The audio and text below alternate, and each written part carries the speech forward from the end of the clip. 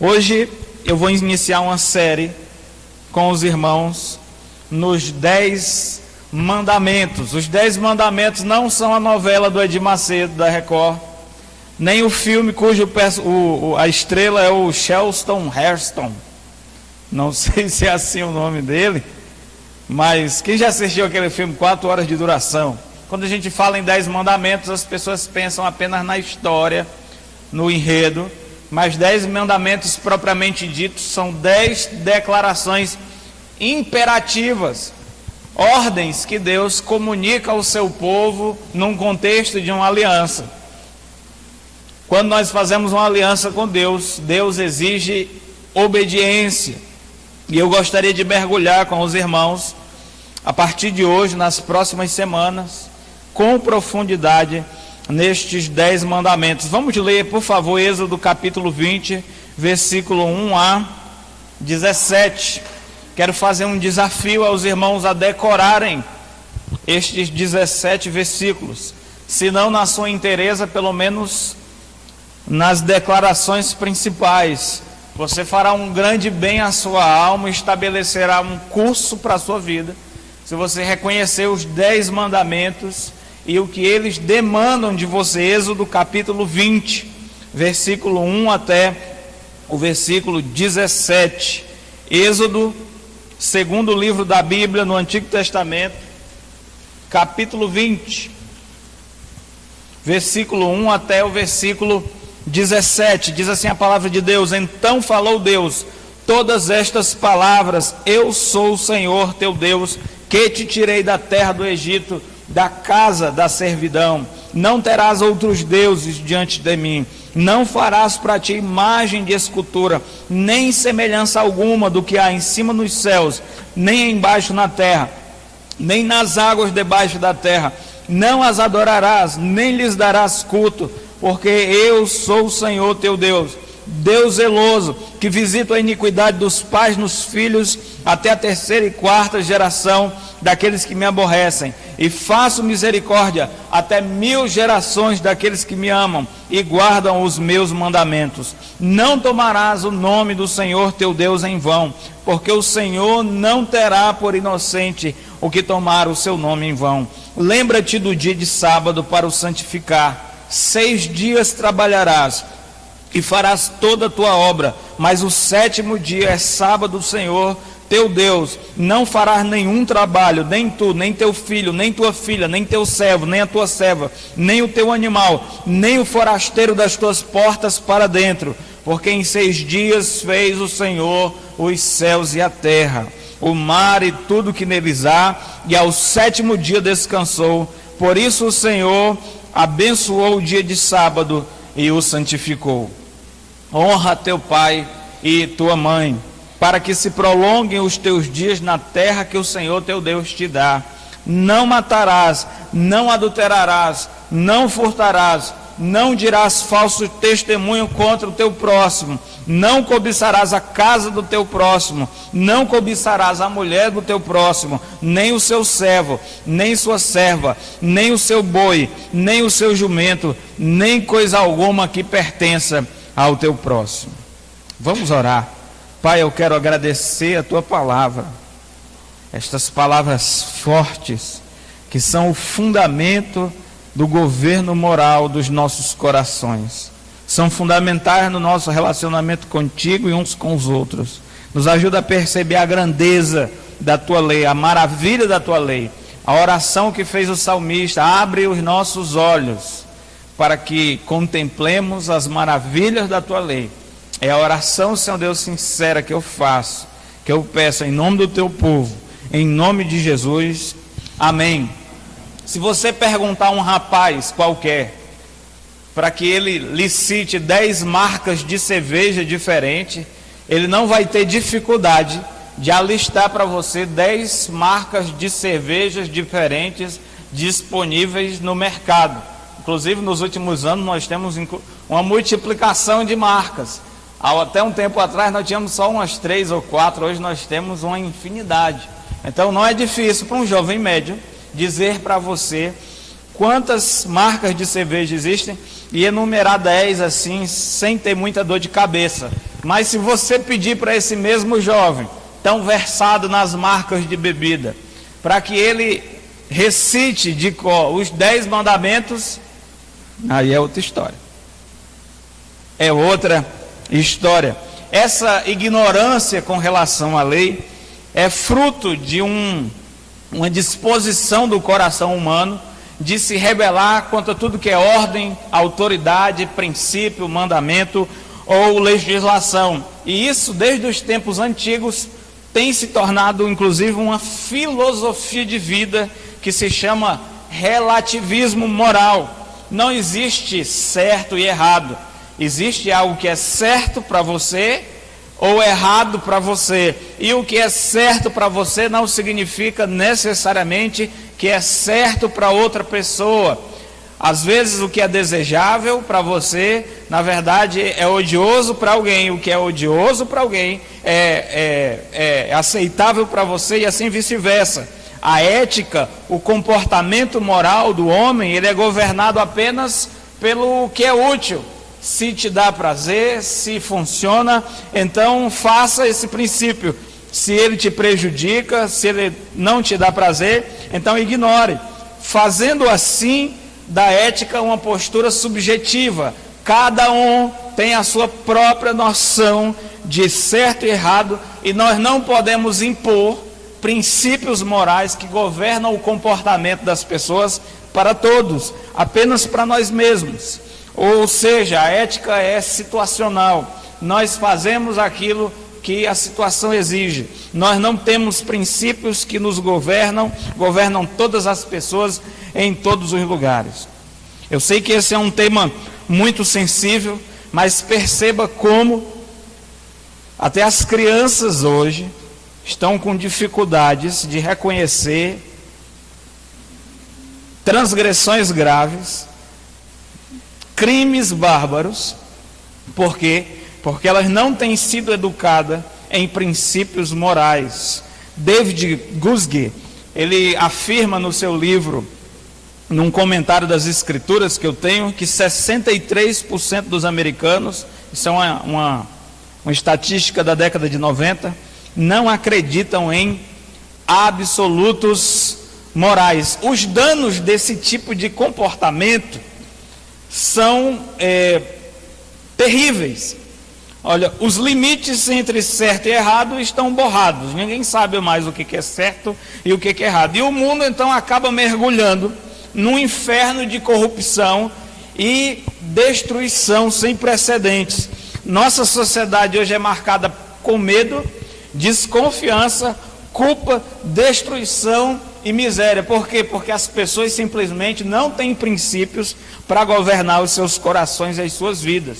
No meio cristão, no meio da igreja, o estrago da ignorância com relação à lei é ainda mais devastador. Infelizmente, queridos, se você perguntar também para um jovem de uma igreja das nossas e pedir que ele cite os 10 mandamentos, dificilmente você vai encontrar um jovem das nossas igrejas que sequer conheçam os 10 mandamentos de cor. E se você talvez perguntar em que livro da Bíblia, não precisa perguntar nem um capítulo, você tem um registro dos 10 mandamentos, eles não vão saber por quê. Eu cheguei a uma constatação depois de 15 anos de ministério, que as pessoas não estão lendo mais as suas Bíblias. Simplesmente não leem. A sua leitura da Bíblia se resume ao texto que o pastor lê no domingo. E tem uns que não prestam atenção quando a gente está lendo. Mas qual é o efeito dessa ignorância? Infelizmente não são só os jovens, adultos também. Quando nós não conhecemos a lei de Deus, então nós não temos noção do que significa pecado. 1 João 3, verso 4 diz que o pecado é a transgressão da lei. Se nós não temos noção daquilo que a lei de Deus estabelece como certo e errado, então isso significa que nós não temos condição de distinguir o que é pecado e o que não é. Portanto, a noção de pecado tem se apagado da mente das pessoas, porque as pessoas simplesmente não sabem mais o que é a lei, não sabem quando estão transgredindo um mandamento, e isso é terrível. A segunda consequência devastadora da ignorância da lei para a igreja é que nós perdemos o medo da condenação eterna. A Bíblia estabelece que o salário do pecado é a morte, mas se eu não tenho um princípio claro na minha mente de certo e errado, estabelecido pela lei, não tenho noção de pecado. Se eu não tenho noção de pecado, então eu também não tenho a noção da condenação eterna. A maioria das pessoas se acha justa, se acham pessoas maravilhosas, e elas não têm noção de que, como pecadoras, o salário do pecado é a morte. Morrendo, sendo julgadas por Deus baseado na sua lei, enfrentarão o veredito do juiz culpado e a condenação do fogo eterno, simplesmente porque não conhecem mais os princípios pelos quais Deus governa e julgará o mundo. Terceira consequência devastadora da ignorância da lei no coração humano é que nós perdemos a nossa paixão pelo próprio Jesus Cristo. 1 Timóteo, capítulo 1, verso 15, Paulo diz com muita energia: fiel esta palavra e digna de toda aceitação, que Cristo veio ao mundo salvar os pecadores, dos quais eu sou o principal. Essa declaração de Paulo é feita nos últimos anos da sua vida. Ele estava prestes a ser martirizado. Após 30 anos de sua conversão, o apóstolo Paulo falava de Jesus com grande paixão. A convicção que ele tinha de pecado era tão grande, e por ter uma convicção de pecado grande, ele sabia que o que Jesus Cristo fez por ele era algo maravilhoso, e o seu amor, sua paixão por Jesus era extraordinário. Mas ele sabia que ele era pecador, porque ele tinha conhecimento da lei. Se nós tiramos o conhecimento da lei, nós perdemos a convicção de pecado, nós perdemos o senso de condenação eterna e perdemos inclusive a nossa paixão por Cristo. Jesus veio buscar e salvar o que se havia perdido. Se nós não nos achamos pecadores, se nós não entendemos a nossa situação, então, queridos, nós não temos como valorizar a pessoa de Cristo e o que ele fez por nós na cruz do Calvário. A quarta consequência devastadora da ignorância da lei das nossas vidas é a perca do zelo evangelístico. Nós não temos noção de pecado.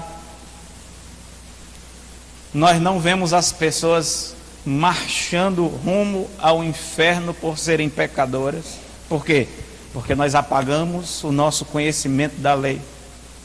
Nós não temos mais princípios morais claros. Nós não nos sentimos transgressores e nós não conseguimos ver a humanidade como uma raça condenada, que precisa de salvação. E a igreja então observa as pessoas vivendo, casando, se multiplicando e morrendo, sem nenhum tipo de piedade e compaixão por elas. Por quê?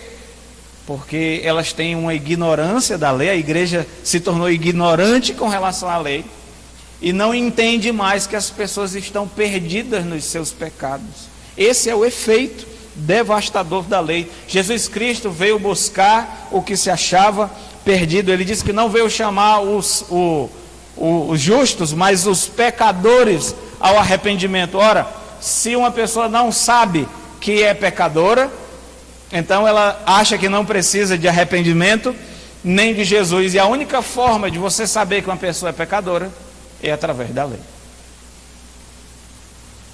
A quinta consequência devastadora de ignorar a lei, vou enumerar todas elas. Perdemos a noção de pecado, a primeira. Segundo, perdemos o medo da condenação. Terceiro, perdemos a nossa paixão pelo Salvador. Quarto, perdemos o zelo evangelístico. E em quinto lugar, perdemos os nossos referenciais morais. A Bíblia diz: sede santos, porque eu, o Senhor, vosso Deus, sou santo. Mas sem os princípios da lei, nós não temos uma noção da santidade de Deus, e nós não sabemos exatamente o que significa sermos santos. E nós não vamos jamais buscar a santidade, porque como nós vamos buscar uma coisa que nós não sabemos onde ela está, o que ela significa? Então a ignorância que borra os limites entre certo e errado, que apagam os princípios morais divinos, fazem com que o povo de Deus decaia então nos seus pecados.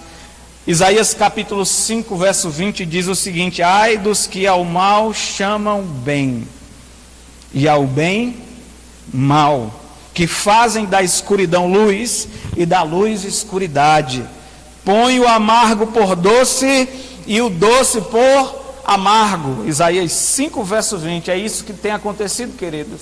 Nós temos excluído a lei da nossa mensagem, da nossa mente, da nossa vida. Então estamos acabando por transformar o mal por bem, o bem por mal, a luz em escuridão, a escuridão em luz, o amargo por doce e o doce por amargo. Por outro lado, se por um lado a ignorância da lei, a rebeldia contra a lei de Deus tem efeitos devastadores tanto no mundo quanto na igreja, nós vemos que se nós buscarmos a lei, buscarmos compreender e viver por seus princípios, nós temos bênçãos, afirmações bênçãos de um valor extraordinário da lei. Abra comigo no Salmo 1.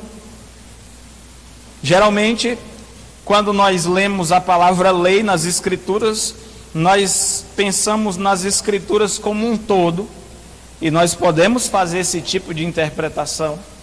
Mas o primeiro sentido nós devemos buscar quando estudamos um texto, é que a lei de Deus significa os seus mandamentos de modo específico. Salmo 1 diz o seguinte: bem-aventurado o homem que não anda segundo o conselho dos ímpios, não se detém no caminho dos pecadores, nem se assenta na roda dos escarnecedores. Antes o seu prazer está na lei do Senhor, e na sua lei medita de dia e de noite.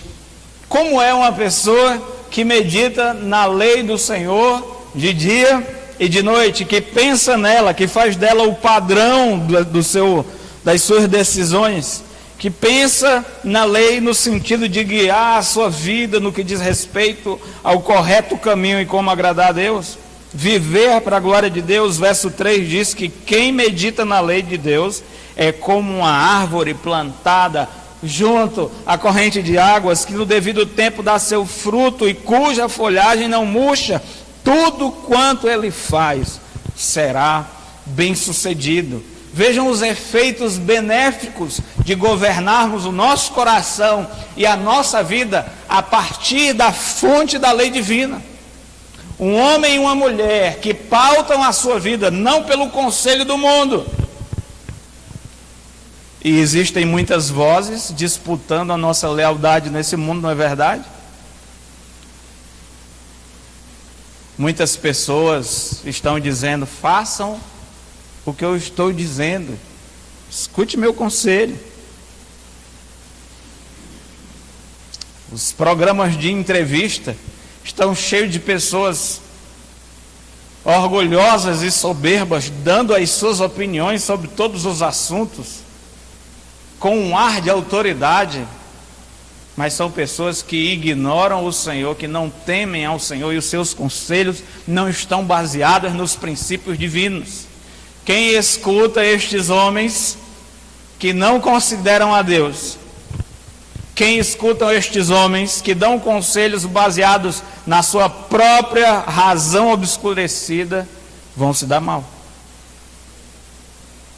Mas aqueles que meditam na lei do Senhor vão florescer como a árvore plantada junto a ribeiros. No devido tempo darão o seu fruto, não temerão o calor, a estiagem, porque as raízes da sua vida estão sendo alimentadas por uma fonte inesgotável. Darão o seu fruto, não murcharão, permanecerão. Os ímpios não são assim. Quem são os ímpios?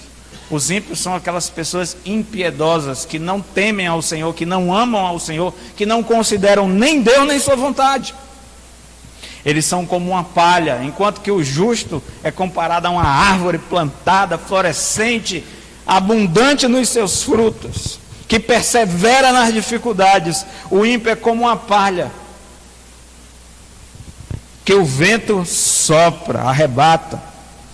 Os perversos não prevalecerão no juízo, nem os pecadores na congregação dos justos, pois o Senhor conhece o caminho dos justos, mas o caminho dos ímpios perecerá. Vamos comigo para o próximo livro, Provérbios. Provérbios capítulo 3. Tem uma das declarações mais lindas sobre a lei de Deus. Realmente toca o meu coração essa declaração. Provérbios capítulo 3, versículo 1 e 2. Filho meu, não te esqueças dos meus ensinos, e o teu coração guarde o quê? Os meus, apareceu a palavra mágica aí? Os meus mandamentos, porque eles aumentarão os teus dias e te acrescentarão anos de vida e paz. Não te desamparem, por favor. A benignidade e a fidelidade, ata-os ao teu pescoço, escreve nas tábuas do teu coração, e acharás graça e boa compreensão diante de Deus e dos homens. Numa exortação filial, o Senhor Deus nos comanda a guardar os seus mandamentos, os seus ensinos, na parte mais íntima do nosso ser, o nosso coração. No capítulo 4 ele vai dizer que o nosso coração é a fonte da vida. Provérbios 4, 23. É aqui, dentro do coração, do qual procede toda a minha vida, meus pensamentos, meus propósitos, minhas palavras, meu procedimento. É aqui no meu coração, que é a fonte da minha vida, que eu preciso guardar os ensinamentos e os mandamentos de Deus. Porque se os mandamentos divinos controlarem o meu coração, eles então controlarão os meus pensamentos. Meus objetivos serão controlados pelos mandamentos divinos também. As minhas palavras serão reguladas e controladas pelos mandamentos divinos. E o meu procedimento, o meu comportamento, as minhas ações, as minhas decisões também serão controlados pelos mandamentos divinos, porque aquilo que controla o meu coração, controla a minha vida. E é aqui, no mais interior do ser humano, na parte que procede, da qual procede as fontes da vida, brota toda a nossa vida, a fonte do nosso ser. Nós precisamos guardar os mandamentos divinos. E as consequências são muito interessantes. A palavra de Deus promete longevidade para as pessoas que guardam os mandamentos divinos, porque eles aumentarão os teus dias. Uma das maiores loucuras e obsessões humanas é aumentar a expectativa de vida. Ninguém quer morrer, não é verdade? Deus me livre de não morrer, amém? Porque viver nesse mundo para sempre seria um inferno. Esse mundo não é um lugar legal. Partir estar com Cristo, e disse Paulo, é incomparavelmente melhor. Que maravilha. Então eu quero morrer, tá bom? Quero criar meus filhos, quero cuidar da minha esposa, tá bom? Mas eu também só quero morrer na época certa. Não quero morrer antes. Não quero abreviar os meus dias, vivendo de uma forma irresponsável, quebrando os princípios divinos. O que encurta a vida da gente é a desobediência. São os sofrimentos e a miséria que a desobediência aos princípios divinos trazem para nós. Mas quando nós nos mantemos dentro dos princípios divinos, então, queridos, a nossa vida, é duradoura. É como um aparelho. Se você comprar um aparelho e você usar aquele aparelho dentro das especificações do fabricante, sabe o que vai acontecer? Aquele aparelho vai durar bastante. Um dia ele vai acabar, porque tudo neste mundo tem um começo e tem um fim. Mas você vai utilizar e desfrutar daquele aparelho se você usar ele certinho, tá bom? Dentro da vida útil dele, a expectativa de utilidade dele vai demorar, às vezes vai até ultrapassar aquilo que os fabricantes dizem que ele poderia durar sem dar problema. Por quê? Por causa do bom uso, e o bom uso é viver ou usar o aparelho dentro das especificações do fabricante. Mas se você não usar um aparelho, uma televisão, um microfone, um teclado, um violão, ou qualquer outra coisa fora das especificações do fabricante, o que significa que vai acontecer? A vida útil daquele aparelho vai diminuir. Na verdade, ela pode ser bem curta. Você pode queimar um aparelho na primeira vez que você ligar. Basta você transgredir o princípio da voltagem. Se você ligar aquele aparelho numa voltagem fora do padrão de fábrica, queimou. E não adianta você procurar a garantia, porque a garantia só garante por defeitos de fábrica, não por mau uso do usuário. Então Deus promete que se nós guardarmos os seus mandamentos, vivermos a vida dentro das especificações dele, o nosso fabricante, nós vamos ter uma vida útil, longa, acima da média. Mas viver muito não é a bola da vez, não é a grande coisa. Melhor do que viver muito é viver bem. Porque se você viver muito, se tiver 100 anos nesse planeta, mas a sua vida for uma vida cheia de angústia, de culpa, de desespero, de miséria, amarga, então viver muito na verdade seria até um castigo. A Bíblia diz que se nós guardarmos os mandamentos, nós não só teremos uma ampliação da quantidade da vida, mas no verso 2 de Provérbios 3 diz que se nós obedecermos os mandamentos, se acrescentarão a nós anos de vida e paz. Lembre-se que vida é muito mais do que sobreviver, comer, respirar, beber, dormir, trabalhar, faz parte da vida. Mas viver é muito mais do que isso. Viver é viver com sentido, com propósito, com esperança, com confiança, com realização. E estas bênçãos, esse tipo de vida e essa paz, só desfruta as pessoas que guardam os mandamentos divinos. O meu objetivo então, queridos, nessa série de mensagens, é que juntos nós possamos nos expor à lei de Deus,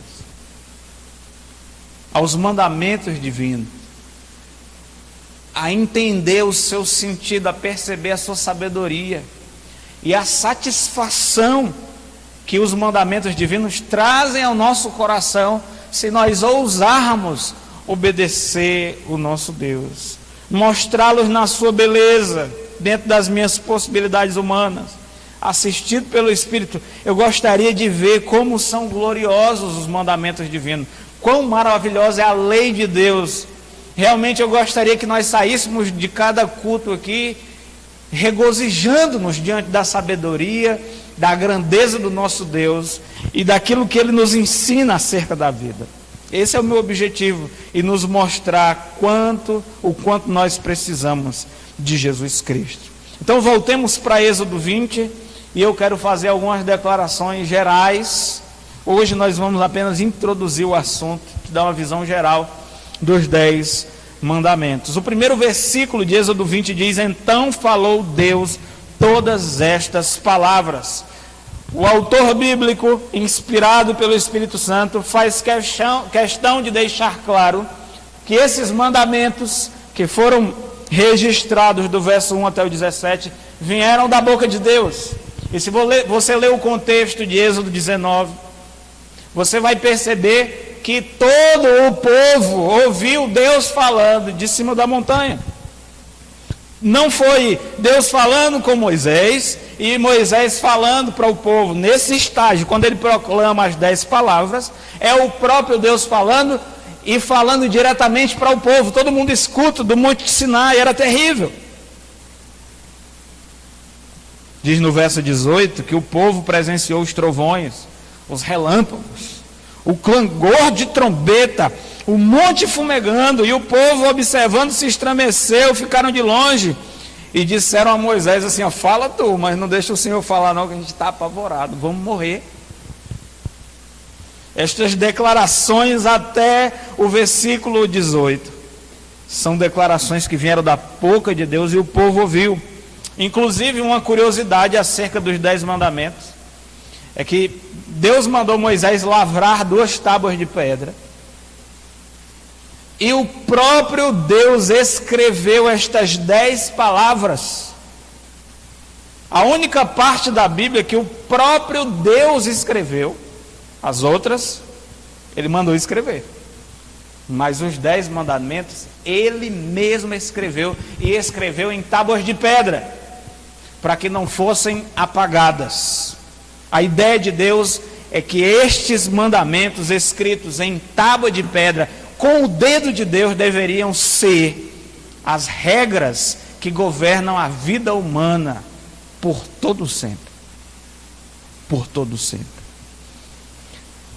Deus é o autor destas palavras. Mas existe algo mais aqui que eu gostaria de expor nesse ponto. Lembrem-se que Deus é o nosso Criador. E como o nosso Criador, Ele é o nosso dono. Uma das coisas que as pessoas têm perdido a noção é: quem é o dono da sua vida? Quem é o dono da sua vida? Você é dono do seu destino? Você é dono do seu nariz? O homem, na sua rebeldia, no seu orgulho, se acha dono do seu destino. Eu que faço o meu destino, eu que escrevo a minha história. Queridos, o dono da nossa vida é Deus. Por quê? Porque Ele é o Criador. Imagine que se eu fizer um violão, eu sou louco para fazer um violão. Eu acho que eu sou capaz de fazer um violão, mas só a madeira para fazer um violão é R$800. Aí dá uma preguiça, só a madeira, porque a gente não pode fazer com compensado naval um violão, né? A gente não pode pegar um pallet e fazer um violão. Dá para fazer, mas não vai ficar uma coisa legal.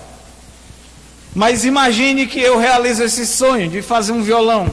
Quando eu fizer este violão, a pergunta de quem é esse violão não faz sentido. Porque se eu fiz o violão, de quem é o violão? É meu. Por que é meu? Porque foi eu que fiz. E ninguém pode me dizer como eu tenho que usar o meu violão. Por quê? Porque o violão é meu, foi eu que fiz. Se eu quiser vender, eu vendo. Se eu quiser dar, eu dou. Se eu quiser trocar, eu troco. Se eu quiser emprestar, eu empresto. Se eu não quiser emprestar, eu também não empresto. Por quê? Porque foi eu que fiz, ele é meu. Se eu quiser destruir, eu posso fazer isso? Seria uma ignorância da minha parte, mas eu poderia. Não seria algo errado. Por quê? Porque foi eu que fiz. Como eu fiz, eu sou o dono e eu que digo como é que a coisa vai funcionar para ele. E nós esquecemos que, como criaturas divinas, esse princípio funciona conosco. Deus é o nosso Criador, Ele é o dono da nossa vida e Ele tem direito absoluto e exclusivo de fazer da nossa vida o que Ele quiser, gente. Você não é dono da sua vida, do seu destino. Se Deus existe, Ele existe, e se Deus é o nosso Criador e Ele o é, então Ele é o dono da nossa vida. Ele é quem comanda a nossa vida. E Deus então estabelece princípios que governam o nosso ser, e nós não podemos, assim como um vaso de um barro não pode falar para o seu oleiro e dizer: por que o senhor está me fazendo assim? Ora, o oleiro pega o barro e faz do barro o que ele quiser, um vaso, um prato, o que ele quiser. E o barro não tem direito de dizer: por que tu me fizeste assim? Nós somos barros na mão do oleiro, que é Deus. E nós não temos direito de questionar os seus propósitos. Simplesmente, queridos, Deus é o autor da vida. E Ele estabeleceu os seus princípios. Nós vivemos num planeta chamado Terra, em que um dos princípios que governam o nosso planeta é a lei da gravidade. E é assim que funciona. Nós não estamos flutuando no ar. Por quê? Porque Deus estabeleceu uma lei que nos faz andar com os pés do chão. Faz parte da estrutura da realidade. Foi Deus que fez e nós não podemos questionar, simplesmente nós entramos na vida pela ordem de Deus e nós precisamos aceitar a vida como ela é. Isso funciona para o reino físico, para o reino espiritual.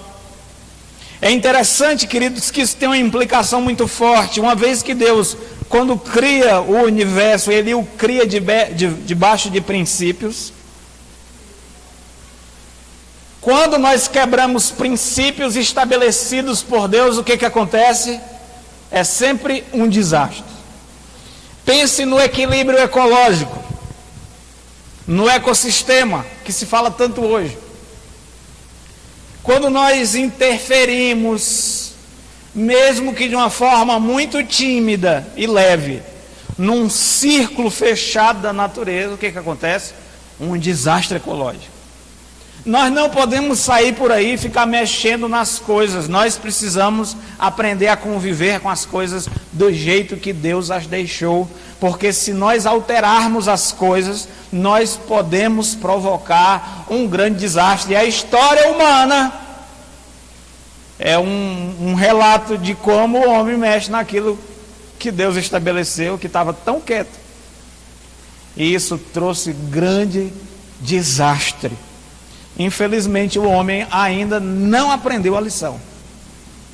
Ele não respeita os princípios pelos quais o mundo é governado. Ele está sempre querendo interferir e vem as tragédias. Imagine um rapaz que quer quebrar a lei da gravidade pulando de um prédio. O que vai acontecer com ele? Ele vai cair no chão e as consequências são ossos quebrados, sangue derramado e talvez até morte. Se nós não respeitarmos esses princípios, esses limites, se nós vivermos quebrando princípios, sempre nós vamos deixar atrás de nós um rastro de destruição e miséria, seja para os outros, seja para nós. Assim como Deus estabeleceu leis que governam o universo físico, material, a órbita das estrelas, o ecossistema do mundo, a relação complexa e dependente dos seres vivos no planeta Terra, Deus também estabeleceu princípios que governam a nossa moralidade, o nosso coração, o nosso espírito, nosso relacionamento com Deus, nosso relacionamento com os outros. E se nós não tivermos a sensatez de aprender a viver dentro desses limites estabelecidos, respeitando os princípios divinos, querido, sempre nós estaremos quebrando um princípio. E quando nós quebramos um princípio, os princípios também, por sua vez, nos quebram de volta. É como um João teimoso, aquele bonequinho, que quando você dá um murro nele, ele vai e ele volta na sua cara.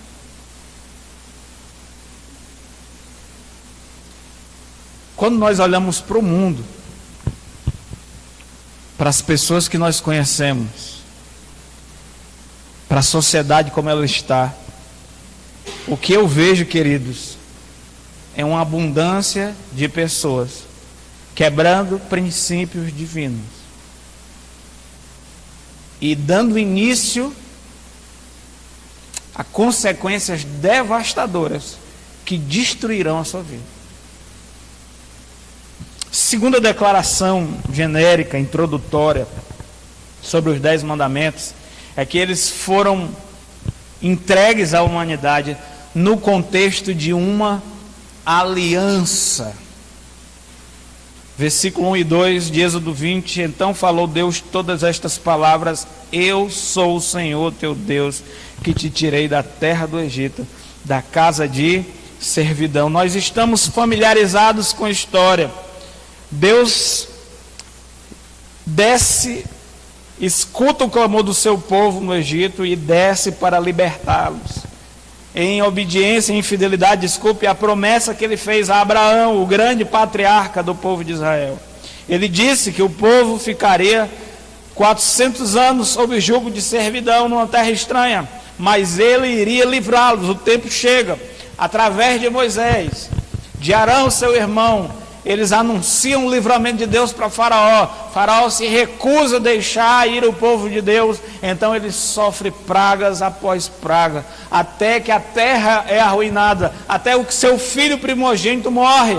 Então ele permite que o povo vá, se arrepende, vai em busca do povo. Deus abre o mar vermelho para que o seu povo passe. Os exércitos egípcios entram dentro do mar vermelho, não conseguem avançar durante a noite inteira. Quando o povo pisa lá em terra seca, Deus então fecha o mar sobre eles e derrota completamente os seus inimigos. Deus conduz o povo de Israel para um deserto até chegar no Monte Sinai, e Deus quer fazer então uma aliança com este povo, porque Ele sabe que o fato deles serem descendentes de Abraão, aquele com quem Ele fez uma aliança, não significa que eles tenham uma aliança com Ele.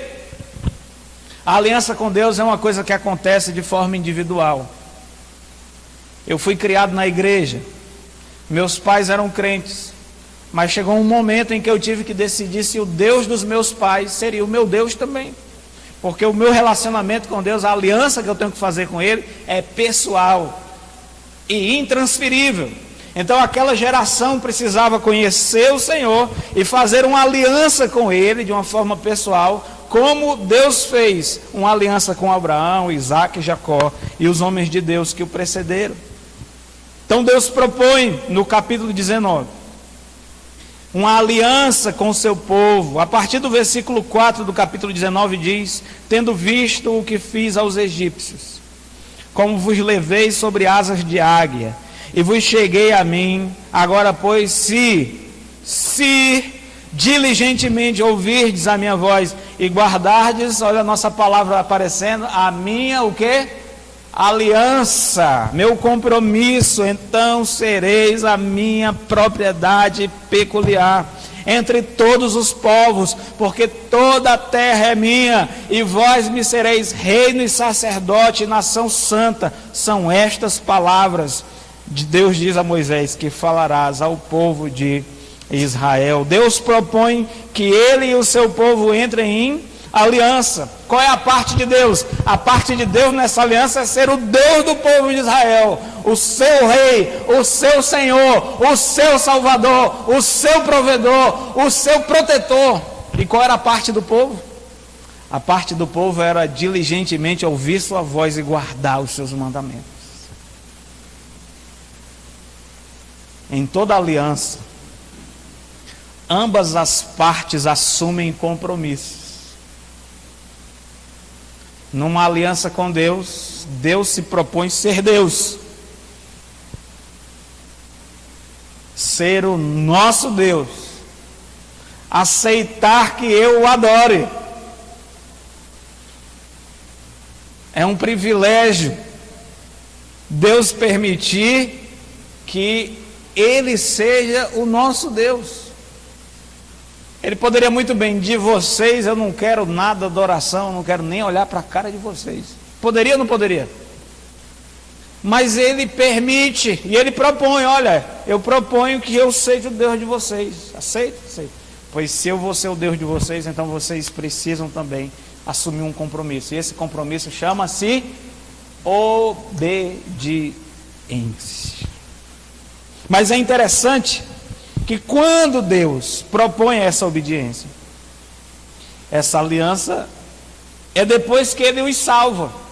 Deus não propôs uma aliança com o povo ainda no Egito antes de redimi-los.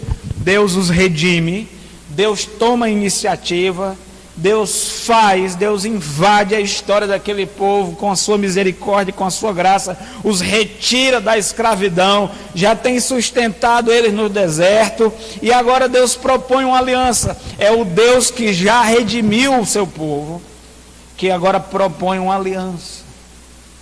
Isso é muito interessante notar, porque muitas pessoas acham que se nós ensinarmos os princípios da lei de Deus, é como se nós estivéssemos explicando e ensinando para as pessoas que elas são salvas por obras. Não, queridos. Nós não somos salvos por obras, nunca fomos, nem no Antigo Testamento, nem no Novo Testamento. Nós nunca seremos salvos por obras. Nós somos salvos pela misericórdia de Deus. Agora, uma vez salvos e redimidos, Quando Deus faz uma aliança conosco, nós precisamos assumir o compromisso. E o único compromisso sensato que um homem e uma mulher podem fazer diante de Deus é ouvir sua voz e guardar seus mandamentos. E não existe uma outra maneira de nós nos relacionarmos com Deus se não for através da obediência. Existe uma forma do homem andar com Deus sendo rebelde, transgressor, desrespeitando a sua vontade. Deus disse para o povo de Israel: andarão dois juntos se não estiverem em acordo. Como eu posso andar com Deus se não tenho disposição de obedecê-lo? Existe uma crença, queridos, que se apoderou do nosso coração hoje, que é uma crença que veio do inferno. Paulo disse que nos últimos dias as pessoas apostatariam da fé e acreditariam em doutrinas de demônios. E eu não tenho dúvida que uma das doutrinas de demônios cunhadas, formuladas pelo príncipe das trevas, é a ideia que nós podemos viver em aliança com Deus, desrespeitando os seus mandamentos. As pessoas acreditam que são amigos de Deus, que Deus é o Senhor das suas vidas, que Deus é o Salvador, que elas andam em aliança com Deus, enquanto desrespeitam cada um dos mandamentos divinos, não tem um mínimo de consideração pela lei divina. Queridos, eu não acredito nisso. Eu não acredito nisso porque isso não está na Bíblia, isso é mentira satânica, mas é a convicção das pessoas. E é incrível como nós falamos destas coisas, as pessoas se sentem afrontadas porque elas acreditam nisso de todo o coração, mas não é verdade. Abra sua Bíblia em Romanos capítulo 1. Eu vou ler dois textos, um do Antigo e outro do Novo Testamento. Romanos capítulo 1. Romanos é o livro que fala da justificação pela fé. E ele começa dizendo o seguinte, Romanos 1.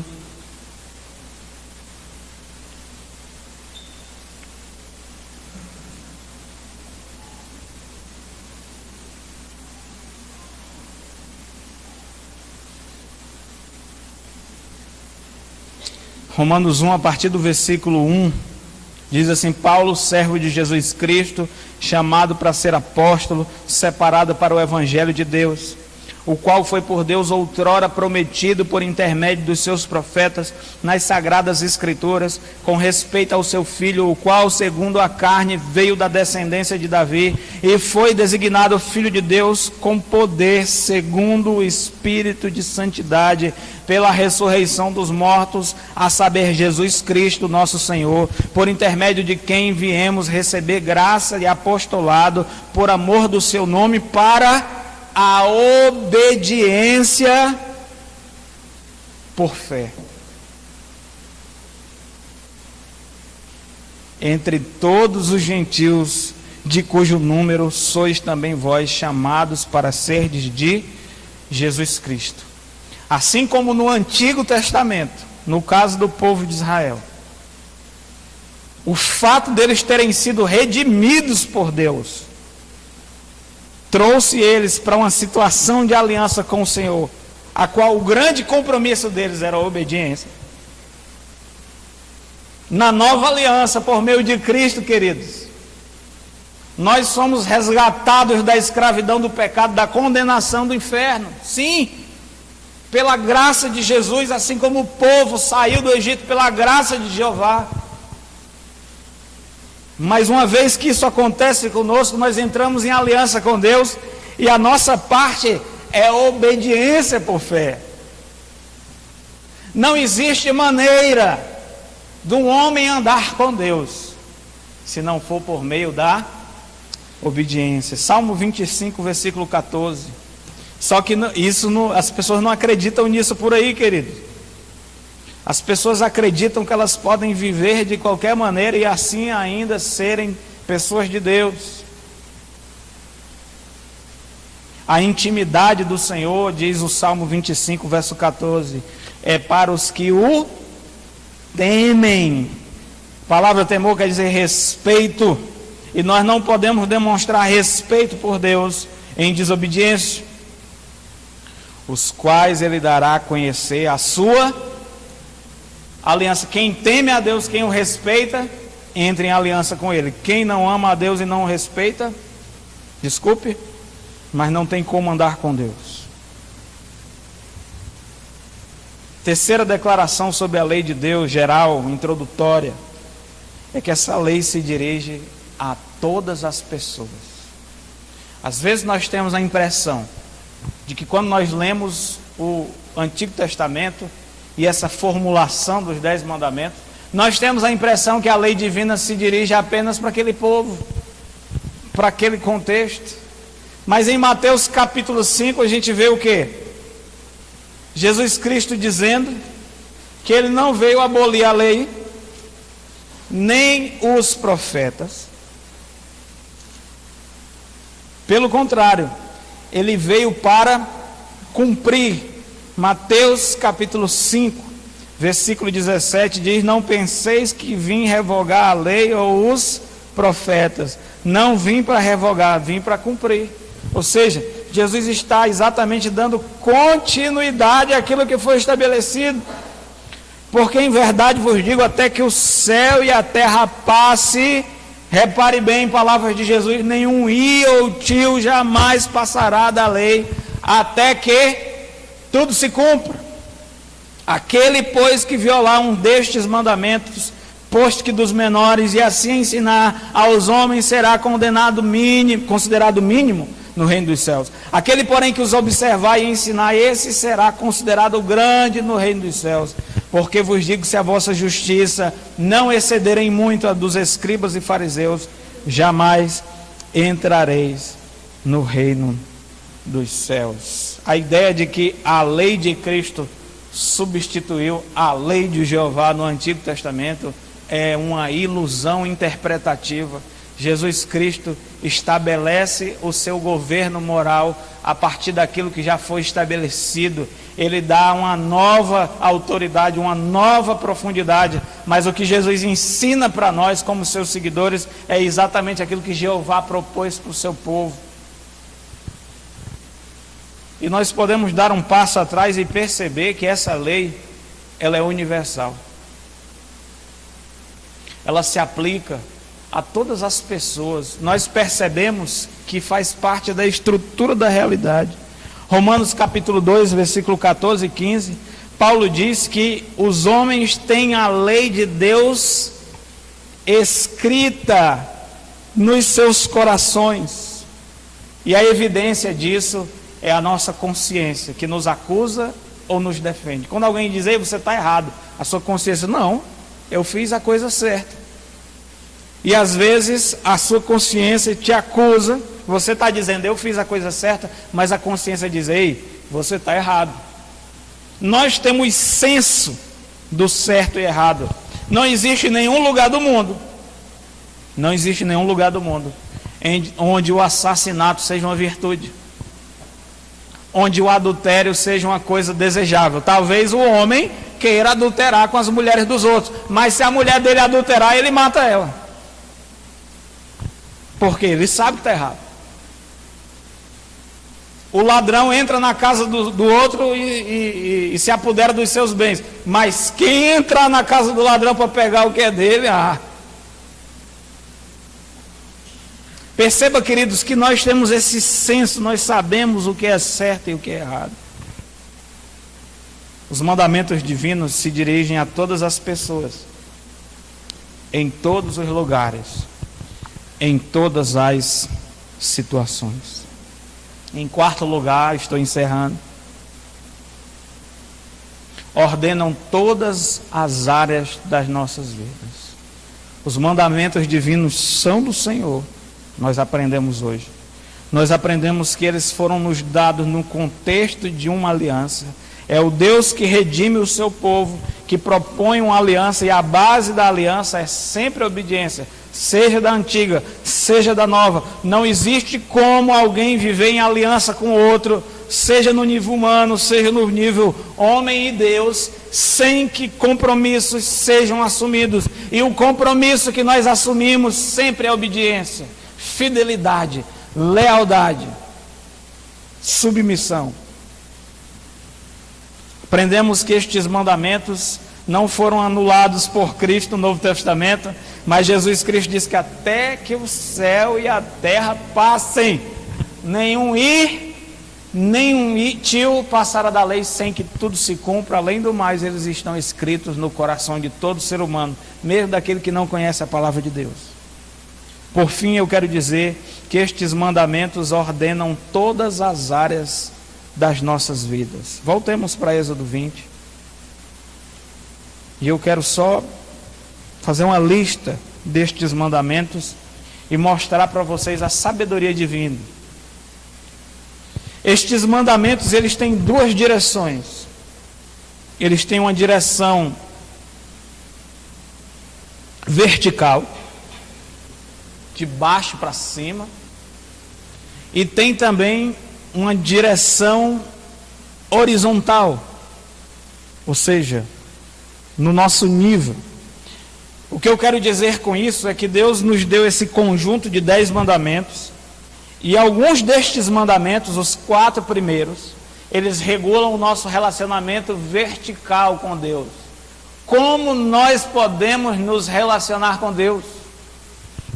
E os outros mandamentos, os 6 últimos mandamentos, formam um conjunto que mostram como eu devo viver, como a lei divina governa os meus relacionamentos horizontais, esposa, esposo, pai, mãe, filhos, o meu próximo. É incrível. O primeiro mandamento, que faz parte do primeiro conjunto de relacionamento homem e Deus, ele fala da pessoa de Deus: não terás outros deuses diante de mim. O segundo mandamento, no versículo 4, fala não farás para ti imagem de escultura. Ele regulamenta o culto, como adorar a Deus. No versículo 7, nós temos o terceiro mandamento: não tomarás o nome do Senhor teu Deus em vão. Ele regula como nós devemos reverenciar o nome de Deus. Nós precisamos santificar o nome dele. E o quarto mandamento: lembra-te do dia de sábado para o santificar. O dia de descanso regula o nosso tempo. Portanto, a primeira tábua da lei, relacionamento homem e Deus, nós temos um mandamento que regula a nossa, que santifica a pessoa de Deus. O segundo santifica o culto a Deus. O terceiro santifica o nome de Deus. E o quarto, o tempo de Deus. A segunda tábua que regula o nosso relacionamento com os nossos semelhantes. Nós temos no versículo 12, em primeiro lugar, um mandamento que regula e santifica o lar, a família. Honra teu pai e tua mãe. O sexto mandamento: não matarás, santifica a vida, regula o princípio da vida. O sétimo mandamento fala: não adulterarás. É um mandamento que regula o matrimônio, que o sexo precisa ser experienciado, vivido dentro de uma relação de uma aliança entre homem e mulher. Fora disso é deslealdade, é infidelidade, é adultério, e os adúlteros não herdarão o reino de Deus. O oitavo mandamento diz: não furtarás, verso 15. E esse mandamento santifica e regula a nossa relação com a propriedade, tanto nossa quanto a dos outros, e mostra aqui que existe um direito à propriedade, e nós simplesmente não podemos nos apoderar daquilo que é dos outros. Precisamos respeitar, transcender esse limite. Transpor esse limite seria o crime do furto, do roubo. O nono mandamento governa as nossas palavras, verso 16: não dirás falso testemunho.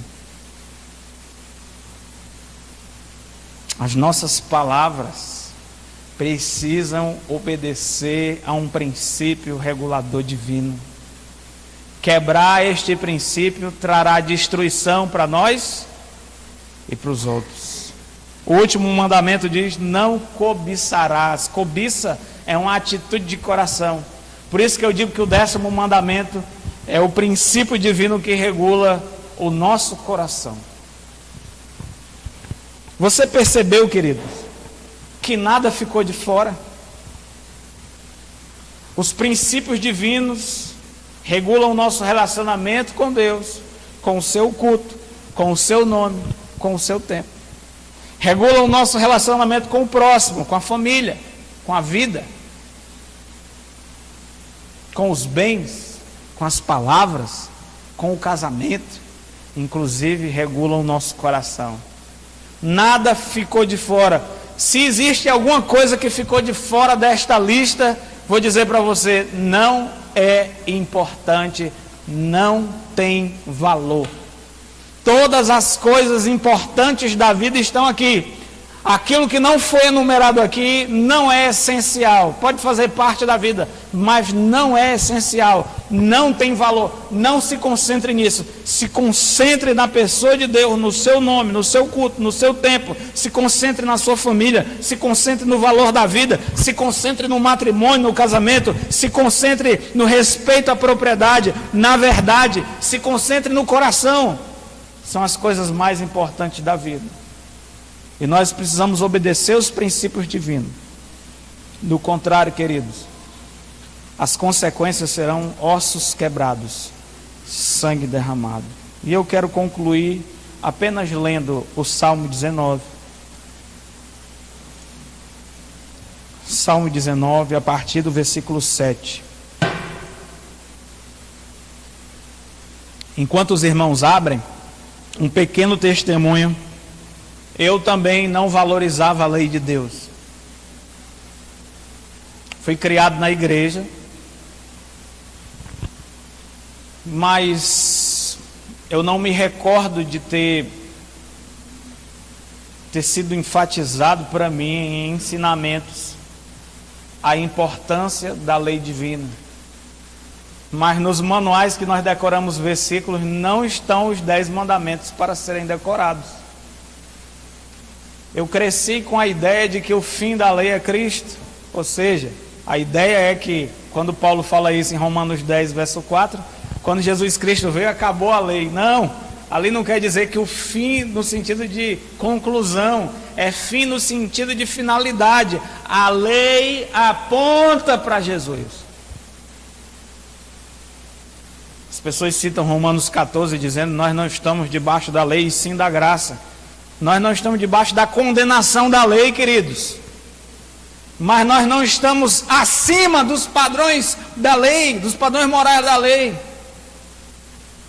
Deus nos deu graça, nos salvou e nos livrou da condenação da lei. Mas Deus não abre uma exceção para que eu possa viver acima da lei divina, sem respeitar os seus princípios. Isso é uma interpretação equivocada. E eu não valorizava a lei divina. Mas nas minhas leituras bíblicas e na minha própria experiência espiritual, eu fui percebendo ao longo do tempo que estava faltando uma peça no quebra-cabeça da vida. Estava faltando para mim um princípio diretor da minha conduta. E foi aí que eu descobri uma coisa que estava diante dos meus olhos. Toda a minha vida, a lei de Deus. E eu fui meditar na lei divina, obedecendo o princípio que Jesus Cristo estabeleceu no Sermão da Montanha, mostrando a lei na sua profundidade. Isso fez um bem à minha alma muito grande. E eu comecei a perceber os efeitos negativos de não se considerar a lei, tanto no mundo quanto na igreja. Até que eu me propus a pregar sobre esse tema na igreja que eu estava, em Uberlândia, e agora pregando com os irmãos aqui. Queridos, olha o que a Bíblia fala acerca da lei de Deus, Salmo 19. Não pense na lei de Deus como um fardo, como uma regra seca, como uma coisa que você precisa carregar como uma cruz, como um remédio amargo, como óleo de rícino. Óleo de rícino é um óleo amargo que a gente sabe que faz bem à saúde, a gente toma, mas querendo vomitar. A gente só toma porque faz bem. Talvez você diga assim: ah, pastor, eu sei que a lei de Deus faz mais bem, mas é óleo de rícino. Não. A lei de Deus é mel. Ela faz bem e é gostoso. Olha o que a Bíblia diz: a lei do Senhor é perfeita, Salmo 19, verso 7, e restaura a alma. O testemunho do Senhor é fiel e dá sabedoria aos simples. Os preceitos do Senhor são retos e alegram o coração. O mandamento do Senhor é puro e ilumina os olhos. O temor do Senhor é límpido e permanece para sempre. Os juízos do Senhor são verdadeiros e todos igualmente justos. São mais desejáveis do que o ouro. Sim, são mais doces, mais do que muito ouro depurado, e são mais doces do que o mel e o destilar dos favos. Jesus Cristo disse: aquele que me ama guarda os meus mandamentos. João capítulo 14, versículo 21. Pai, eu quero te agradecer pela tua palavra, porque nós temos princípios revelados que governam os nossos corações, a vida, nosso relacionamento contigo, com as pessoas, e que eles são saúde para a nossa carne, refrigério para os nossos ossos, alegram o coração, trazem sabedoria, iluminam os olhos, permanecem para sempre, são mais preciosos do que o ouro, mais doces do que o mel. Ó Deus, nos permite nessa série de estudos ver a grandeza da tua lei, ver Cristo nela também, porque Cristo é o fim da lei, é para Ele que ela aponta, a sua vida, a sua cruz, e nos ensina, Pai, a amar e a viver os teus mandamentos nas nossas vidas, para a tua glória, no poder do sangue de Jesus Cristo, e para o nosso próprio bem, para o bem da nossa alma, para o bem da nossa família, do nosso casamento, para o bem deste mundo, Senhor Deus, para o avanço do teu reino, para que a tua luz brilhe em nossas vidas, para que nós possamos ser de fato sal da terra e luz deste mundo. Essa é a minha oração, Pai, em nome do Senhor Jesus. Amém. Que a graça do nosso Senhor Jesus Cristo, o amor de Deus Pai e as consolações do Espírito Santo sejam com todos. Que Deus abençoe você, meu irmão, minha irmã, uma boa semana. Medita na lei divina. Abre esse texto, lê todos os dias, vez após vez. Pede para o Espírito Santo abrir os seus olhos para que você contemple as maravilhas da sua lei. Começa a escavar como um minerador escava a terra à procura de ouro. E você vai encontrar joias preciosas ali. Você vai sentir que de fato a lei do Senhor é doce como o mel e mais preciosa do que o ouro. Que Deus abençoe você e tenha uma boa semana.